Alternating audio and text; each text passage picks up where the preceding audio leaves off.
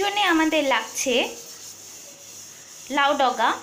এটা খুব সুন্দর করে কেটে আঁশ ছাড়িয়ে তারপর ধুয়ে জল ঝরিয়ে রাখা আছে। কিছুটা পরিমাণ আলু, বেগুন, দু একটা কাঁঠাল বীজ, আর রান্না করার জন্য যে সমস্ত পেস্ট করা মশলা লাগবে তা হলো সামান্য পরিমাণ পোস্ত, সর্ষে, কাঁচা লঙ্কা আর কয়েক কোয়া রসুন একসাথে পেস্ট করা। আজ তৈরি হচ্ছে রসুন দিয়ে লাউ ডগার ঝোল। এটা খেতে খুবই ভালো হয়, আমার তো খুবই পছন্দের। সবুজ শাকপাতা খাওয়া তো সবার শরীরের জন্য খুবই ভালো। যে কোনো ধরনের সবুজ শাকপাতা আমাদের চুল, স্কিন এবং চোখ ভালো রাখতে সাহায্য করে। রান্না শুরু করব, তাই গ্যাসে কড়াই বসিয়ে আমরা দিয়ে দিচ্ছি রিফাইন অয়েল। ফোড়নে দিলাম কালো জিরে। তেল গরম হয়ে গেছে, এবার আমরা মশলাটা দিয়ে দিচ্ছি। পেস্ট করা মশলাটা আগে দিয়ে দিলাম, তার কারণ হলো এর থেকে যেন কাঁচা গন্ধ চলে যায়। দিয়ে দিলাম স্বাদ অনুযায়ী নুন, হলুদ গুঁড়ো, দিয়ে দিলাম ছোট করে কেটে রাখা আলু, বেগুন,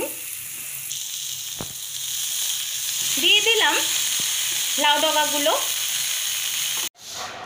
অনেকেই হয়তো এই রেসিপিটি করেই থাকবেন বাড়িতে, কিন্তু আমরা কি করে তৈরি করি সেটাই আজ আপনাদেরকে দেখাচ্ছি। আমরা যেভাবে তৈরি করছি সেইভাবে আপনারাও তৈরি করবেন। আর আপনারা বাড়িতে কি করে তৈরি করেন সেটাও আমাকে অবশ্যই কমেন্টসে জানাবেন। দেখুন, এটা একদমই সেদ্ধ হয়ে নরম হয়ে গেছে। এবার আমরা কিছুক্ষণ পর ফিরে এসেছি। এবার আমরা গুঁড়ো করে রাখা চিনি দিয়ে দিলাম, কারণ এটা একটু মিষ্টি মিষ্টি হয়।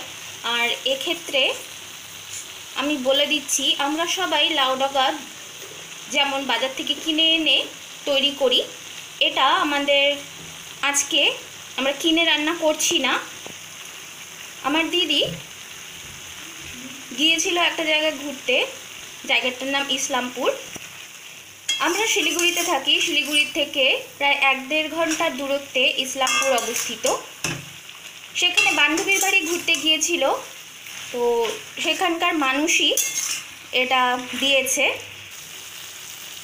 সেখান থেকে ওর বান্ধবী এটা দিয়েছে। আর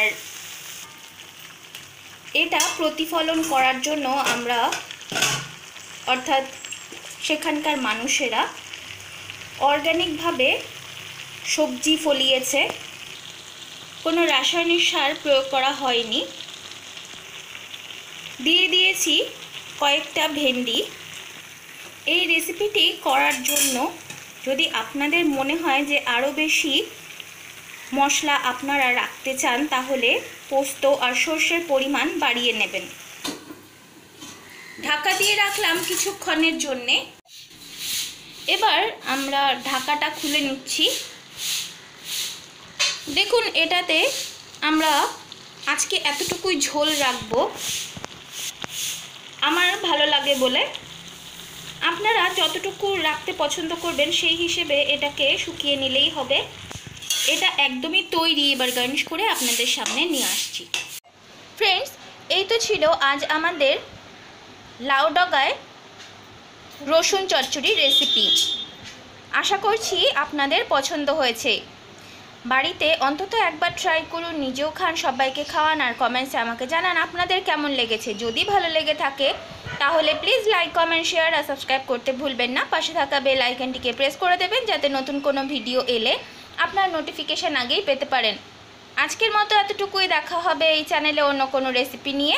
আজকের মতো গুড বাই।